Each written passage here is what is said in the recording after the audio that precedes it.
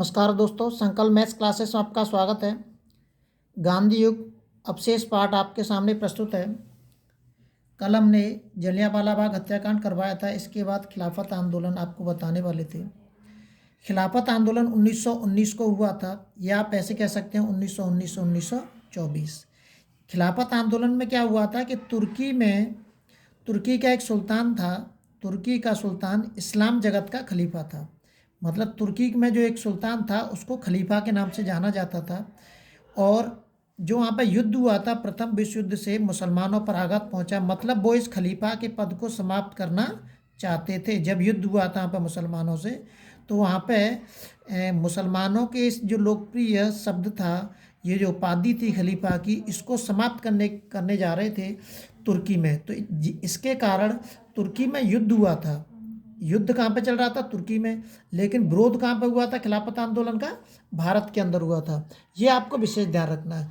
युद्ध तुर्की में चल रहा था और विरोध कहाँ पे शुरू हो गया था? भारत के अंदर। भारत में भी एक खिलाफत आंदोलन शुरू हो गया था।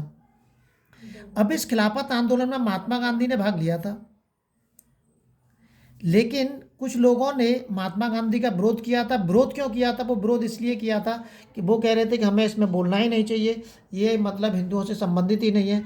लेकिन महात्मा गांधी के मन के अंदर एक विचार था। वो ये चाहते थे कि इससे अच्छा और कोई भी मौका नहीं है भारत के पास जहाँ पर हिंदू और मुस्लिम की एकता व्यक्त की जा सके, जहाँ पर हम हिंदू और मुस्लिमों को एकता का एक सूत्र में हम बांध सकते हैं। इससे अच्छा और कोई मौका नहीं था। इसीलिए महात्मा गांधी खिलाफत आंदोलन का समर्थन कर रहे थे। देखते हैं आगे इसमें क्या होता है। देखिए, इसमें आगे दे रखा है, अतः 1919 में अखिल भारतीय खिलाफत कमेटी का गठन किया गया था।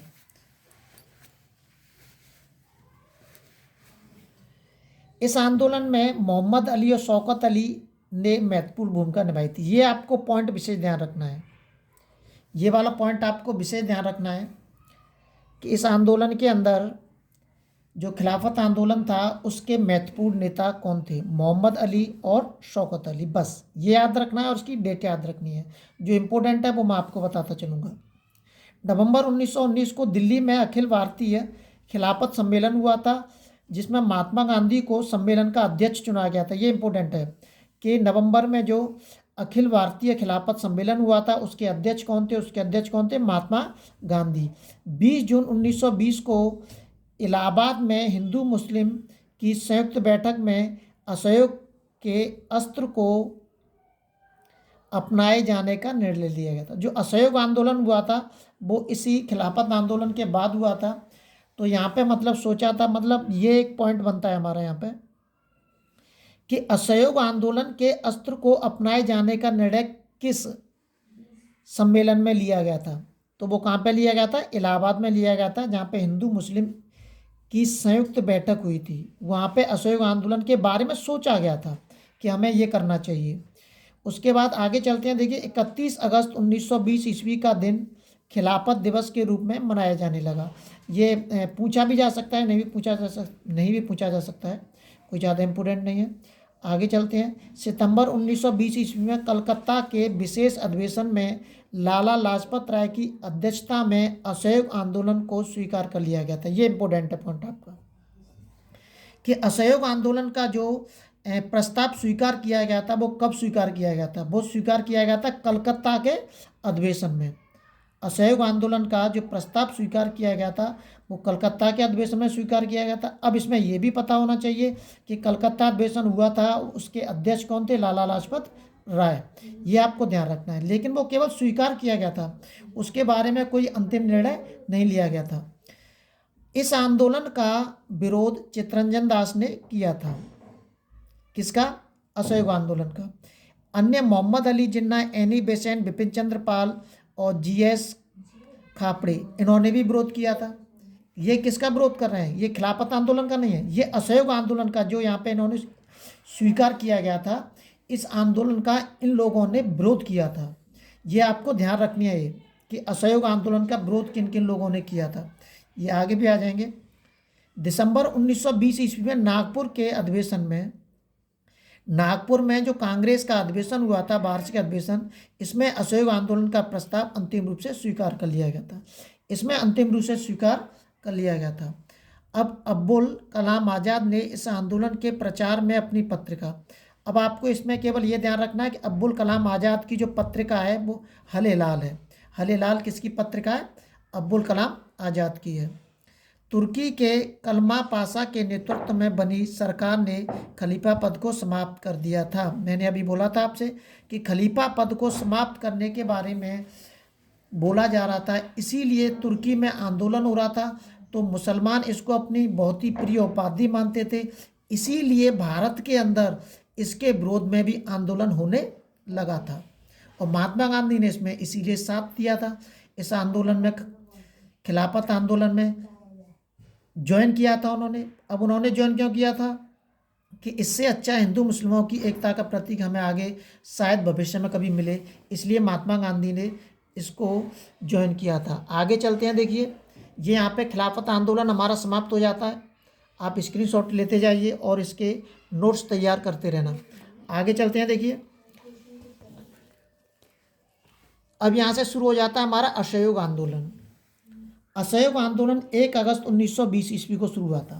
प्रारंभ हुआ था 1 अगस्त 1920 को, स्थगित हुआ था 12 फरवरी 1920 ईस्वी को। और जो ये स्थगित क्यों हुआ था? क्योंकि 5 फरवरी 1920 ईस्वी को चौरी चौरा कांड हुआ था। 5 मार्च 1920 ईस्वी को, ये क्या है 12 फरवरी 1 अगस्त, हाँ 5 फरवरी 1920 ईस्वी को चौरी चौरा कांड हुआ था, जिसके कारण असहयोग आंदोलन स्थगित कर दिया था। उस चौरी चौरा कांड में क्या हुआ था कि जो क्रांतिकारी थे, जो मतलब आंदोलन कर रहे थे, उन आंदोलनकारियों ने एक अंग्रेज़ों का जो एक पुलिस थाना था उसमें आग लगा दी थी, उसको जला दिया था और उसमें कम से कम 22-23 पुलिस वालों को जिंदा जला दिया था। और जो महात्मा गांधी थे वो अहिंसा के प्रतीक थे, वो नहीं चाहते थे कि हमें मतलब किसी प्रकार की हिंसा फैलनी चाहिए, इसलिए महात्मा गांधी ने इससे क्षुब्ध होकर और असहयोग आंदोलन को वापस लेने का निर्णय ले लिया था। आगे चलते हैं, इसमें खिलाफत के प्रश्न का सम्मान करना, इसका उद्देश्य क्या था? असहयोग आंदोलन का खिलाफत के प्रश्न का सम्मानजनक समाधान होना चाहिए और जलियांवाला बाग जो हत्याकांड हुआ था उसकी हमें न्याय मिलनी चाहिए और स्वराज की प्राप्ति होनी चाहिए। पॉइंट आपको याद रखने हैं। ये जो मैंने अभी बताया था कि लाला लाजपत राय की अध्यक्षता में हुए कलकत्ता अधिवेशन में महात्मा गांधी के नेतृत्व में 4 सितंबर 1920 को प्रस्ताव केवल पारित किया गया था, मतलब केवल स्वीकार किया गया था, ना कि अंतिम रूप दिया गया था। इसका ध्यान रखना है, इसकी अध्यक्षता लाला लाजपत राय ने की थी। अब जो कलकत्ता अधिवेशन में महात्मा गांधी के नेतृत्व में, ये भी आपको ध्यान रखना है, महात्मा गांधी के नेतृत्व में जो असहयोग आंदोलन है वो प्रस्तुत किया गया था। अब इस प्रस्ताव का विरोध किसने किया था, ये भी आपको ध्यान रखना है, ये याद रखना है। इस प्रस्ताव का जो विरोध किया था वो CR दास, मतलब चित्तरंजन दास, इसकी जो फुल फॉर्म है वो चित्तरंजन दास है। CR दास का मतलब चित्तरंजन दास ने इसका विरोध किया था। और प्रारंभ में लाला लाजपत राय ने भी विरोध किया था। शुरुआत में लाला लाजपत राय ने भी विरोध किया था और चित्तरंजन दास ने भी विरोध किया था। अब इनके विरोध का कारण क्या था? ये कह रहे थे कि साहब हम असहयोग आंदोलन, मतलब असहयोग का मतलब होता है अंग्रेजी सरकार का कोई भी सहयोग न करना। अब इसमें छात्रों ने भी भाग लिया था। जब छात्र भाग ले रहे हैं तो जाहिर सी बात है कि उनकी पढ़ाई बहुत ही ज़्यादा खराब हो सकती है, इसलिए लाला लाजपत राय और चित्तरंजन दास चाहते थे कि अगर वो स्कूलों में नहीं जाएंगे तो हमारे छात्रों का जो भविष्य है वो खराब होगा। इसलिए असहयोग आंदोलन शुरू करने से पहले कोई से भी एक भारतीय पाठशाला खोली जाए जिसमें इनके लिए एक पढ़ने की व्यवस्था कर दी जाए। ये दोनों ये चाहते थे, इसलिए इन्होंने इसका विरोध किया था। और इसी भी आंदोलन में बहुत सारे विद्यालय खोले गए थे। वाराणसी में एक विद्यालय खोला गया था, मराठा में एक विद्यालय खोला गया था। ये बहुत सारे विद्यालय हैं जो खोले गए थे। इस आंदोलन के दौरान विद्यार्थियों द्वारा शिक्षण संस्थाओं का बहिष्कार किया गया था। इसमें विद्यार्थियों द्वारा शिक्षण संस्थाओं का बहिष्कार किया गया था। अब ये दोनों चाहते थे कि नहीं भाई, ये दोनों मतलब चाहते थे कि ठीक है भाई, ये विद्यार्थी शिक्षण संस्थाओं का विरोध कर रहे हैं, मतलब अंग्रेजी जो शिक्षण संस्थाएं हैं हम उसमें पढ़ने के लिए नहीं जाएंगे क्योंकि वो अंग्रेजों ने खोली थी। तो ये चाहते थे दोनों कि ठीक है, मतलब भारतीयों के द्वारा मतलब इनके पढ़ने की एक वैकल्पिक व्यवस्था की जाए ताकि इनकी पढ़ाई न की जाए, इनकी पढ़ाई खराब ना हो जाए। इसलिए वकीलों द्वारा न्यायालयों का बहिष्कार किया गया था। महात्मा गांधी द्वारा केसरी हिंद की उपाधि वापस कर दी गई थी इसी आंदोलन में। आप अब आपको ये ध्यान रखना है कि महात्मा गांधी ने असहयोग आंदोलन के दौरान केसर ए हिंद की उपाधि वापस की थी। अब आप सरोजनी नायडू ने भी केसर ए हिंद की उपाधि वापस की थी, वो की थी जलियांवाला बाग हत्याकांड के समय पे। आपको ये दोनों चीज़ें आपको ध्यान रखनी है। असहयोग आंदोलन की पुष्टि दिसंबर 1920 में नागपुर अधिवेशन में हुई थी। अब ये अंतिम रूप जो दिया गया था असहयोग आंदोलन को कि ठीक है भाई, हम असहयोग आंदोलन को स्वीकार करते हैं और आप शुरू कीजिए। अब जब असहयोग आंदोलन शुरू हुआ था, ये जो निशान लगा रहा हूँ ये बहुत ही इंपॉर्टेंट चीज़ है। जब असहयोग आंदोलन शुरू हुआ था तो इससे असंतुष्ट कौन थे? एनी बेसेंट, मोहम्मद अली जिन्ना, बिपिन चंद्र पाल और जी.एस. खापड़े। अब आपको ये ध्यान रखना है कि इन दोनों ने, इन सभी ने कांग्रेस छोड़ दी थी। एनी बेसेंट ने कांग्रेस छोड़ दी थी, मोहम्मद अली जिन्ना ने कांग्रेस छोड़ दी थी, बिपिन चंद्र पाल ने कांग्रेस छोड़ दी थी। इन्होंने असहयोग आंदोलन के समय कांग्रेस छोड़ दी थी। आपको ये ध्यान रखना है कि असहयोग आंदोलन के समय में किसने कांग्रेस छोड़ी थी? एनी बेसेंट ने, मोहम्मद अली जिन्ना ने, बिपिन चंद्र पाल ने और जी.एस. खापड़े ने। इन्होंने जो कांग्रेस थी, कांग्रेस सरकार जो गठबंधन बनाया गया था, कांग्रेस सरकार थी, उसको छोड़ दिया था इन्होंने।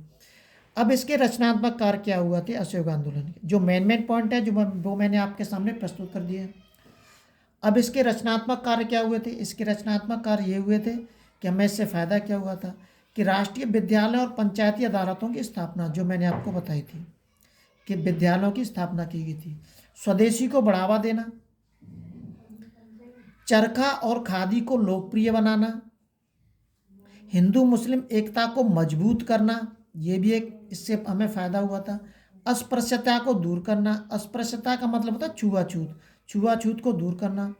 आंदोलन के कार्यक्रमों की गतिविधियों के लिए 1 करोड़ रुपए का कोष स्थापित किया जाएगा जिसका नाम तिलक स्वराज फंड होगा। ये एक बहुत ही ज़्यादा इंपॉर्टेंट पॉइंट है इसके अंदर कि जो तिलक फंड है, ये आपको ध्यान रखना है। जो तिलक फंड है, ये दिख रहा है आपको, ये जो तिलक फंड है, आपको ध्यान रखना है। ये जो तिलक फंड है, ये जो तिलक फंड कब स्थापित किया गया था? असहयोग आंदोलन की समाप्ति पर, असहयोग आंदोलन के समय पे तिलक फंड की स्थापना की गई थी। ये पूछा जा सकता है। असहयोग आंदोलन के समय पर तिलक फंड की स्थापना की गई थी, ये आपको ध्यान रखना है, जिसमें 1 करोड़ रुपए स्थापित किए जाएंगे। अभी देख लिए इसमें आगे और इसके कुछ पॉइंट हैं, इसको मैं बता देता हूँ, उसके बाद अगले वीडियो में आपसे मिलते हैं हम। इसमें देखिए असहयोग आंदोलन के नकारात्मक कार्य क्या हुए थे। इससे नकारात्मक कार्य के सरकार का असहयोग करना। 17 नवंबर 1921 ईस्वी को प्रिंस ऑफ वेल्स के भारत आगमन पर संपूर्ण भारत में सार्वजनिक हड़ताल का आयोजन किया गया था। सार्वजनिक हड़ताल का आयोजन किया गया था प्रिंस ऑफ वेल्स जब भारत में आए थे। अब यहाँ पे देखना है, फरवरी 1920 में गांधी जी ने सविनय अवज्ञा आंदोलन प्रारंभ करने की योजना बनाई थी, फरवरी 1922 में। परंतु उससे पूर्व ही उत्तर प्रदेश के गोरखपुर जिले में स्थित चौरी चौरा नामक स्थान पर 5 फरवरी 1922 को आंदोलनकारियों ने पुलिस के 22 जवानों को थाने में जिंदा जला दिया था। इस घटना से महात्मा गांधी काफ़ी आहत हुए और 12 फरवरी 1922 को असहयोग आंदोलन वापस ले लिया गया था। आंदोलन समाप्त होते ही सरकार ने 10 मार्च 1922 को, ये पॉइंट ध्यान रखने हैं, ये पॉइंट ध्यान रखना है आपको, कब हुआ था? 5 फरवरी 1922 को हुआ था चौरी चौरा कांड। कभी कभी 4 फरवरी भी पूछा जा सकता है, आ जाता है। 10 मार्च 1922 को महात्मा गांधी को गिरफ्तार कर लिया गया था, ये ध्यान रखना है आपको। कैद 12 फरवरी को आंदोलन स्थगित किया था, 10 मार्च को उनको गिरफ्तार कर लिया गया था और उनको 6 वर्ष की कैद हो गई थी। कितने वर्ष की? 6 वर्ष की कैद हो गई थी। लेकिन उनको 5 फरवरी 1924 को ही छोड़ दिया गया था उनके खराब स्वास्थ्य के कारण। गांधी जी से बहुत डरते थे क्योंकि वो दुबले पतले थे। अब वो दुबले पतले थे तो गांधी जी का बहुत ही ज़्यादा मतलब समर्थन था भारत के अंदर। तो अंग्रेजी सरकार को ये डर रहता था कि भाई अगर इनको कुछ हो गया तो समस्या खड़ी हो जाएगी। तो इसलिए उन्होंने 5 फरवरी 1924 को ही महात्मा गांधी को रिहा करना पड़ा था, केवल इसीलिए कि अगर इनको कुछ हो गया तो बहुत बड़ी समस्या खड़ी हो जाएगी भारत के अंदर, हम सरकार नहीं चला सकते हैं। इसलिए उनको पहले से ही छोड़ दिया गया था। स्क्रीनशॉट ले लेना, मैं आपको अगले वीडियो में फिर से बताता हूँ। जब तक आप चैनल को शेयर और सब्सक्राइब करना ना भूलें, इसी तरीके से आपको सारे नोट्स प्राप्त होंगे। जय हिंद, जय भारत।